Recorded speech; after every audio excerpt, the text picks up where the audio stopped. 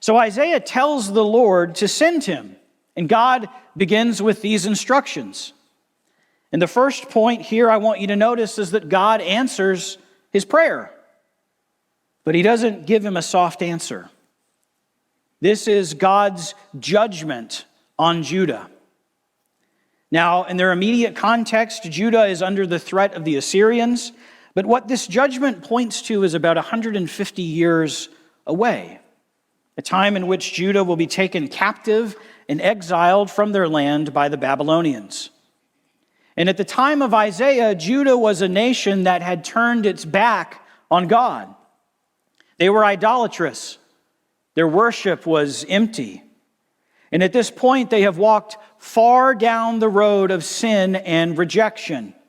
And God is saying to Isaiah, you're going to go send a message to those people, the unclean people. Imagine, if you will, what Isaiah was hoping for God to tell him when he said, "Here I am, send me."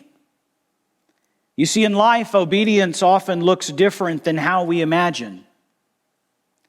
How often are you willing to do what God wants, even when the assignment is not what you would have asked for? When the assignment is difficult, or really for us as first world Americans, most of the time it's not difficult, it's just different. I can remember about 11 years ago, I was finishing college. I was a senior at Oklahoma Baptist University. I was studying for a degree in digital media. I was hoping one day to use my skills somehow in the church. Leanna and I, we'd been married for a few months at that point.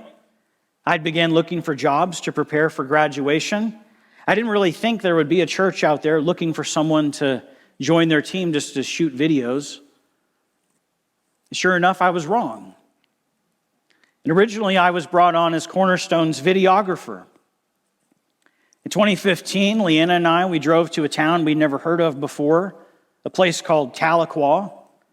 And we visited this church, and I sat right there in the front row, and I listened to their lead pastor, Pastor Allen Nolan, preach on a topic I'd never heard talked about in church, the eternal rewards that we are promised in heaven. And after enjoying the service, we met with Pastor Allen and Pastor Lisa, and we went to have lunch, and that was it. Leanna and I, we went back home to Shawnee, and I began to pray. Now, at the time, there were other churches that I had interviewed for, but they all seemed off. There were these red flags that I just couldn't ignore. And Cornerstone had one big red flag against it. Something that Leanna and I had discussed and we really had to pray about. Going to Cornerstone meant that we would be stuck living in Oklahoma. That's right. The one stipulation I had was serving God. Whenever I prayed to God about direction, I would say, "Lord, please send us somewhere other than Oklahoma." And God knew that I was hoping for New Mexico or Arizona. I would even settle for Texas. And the one stipulation that I kept telling God was the one thing He wanted me to hand over to Him.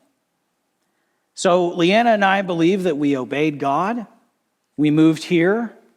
I recognized that God was telling me to give up what I wanted to go about His work. Now, the reason I share that story with you is perhaps you've had moments like that in your own life. Once we submit our own desires over to God, once we are like Isaiah, you can be confident that God has a plan and a purpose for your life.